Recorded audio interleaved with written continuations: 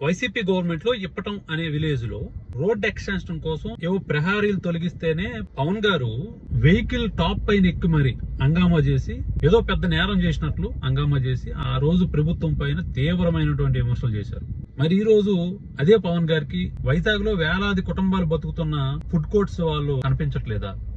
ఎటువంటి నోటీసులు ఇవ్వకుండా, ఎటువంటి ముందస్తు ప్రకటనలు చేయకుండా అమాంతంగా వెళ్లి ఫుడ్ కోర్ట్స్ అన్ని కూడా తొలగించడం వెనక ఏంటి కుట్ర ఉంది? వాళ్ళు చెప్తున్న దాని ప్రకారం సుప్రీంకోర్టు ఆర్డర్స్ ఉన్నాయి, ఆదేశాలు ఉన్నాయి. 2014 అమెండ్మెంట్స్ ప్రకారమే చిత్తులు కూడా కట్టాము, పన్నులు కూడా కట్టామని చెప్తున్నారు.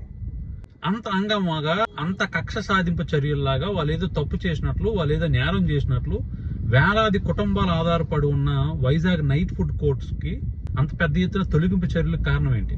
వాళ్ళ ఆవేదన చూస్తుంటే, వాళ్ళ ఏడుపులు చూస్తుంటే చాలా బాధ అనిపిస్తుంది.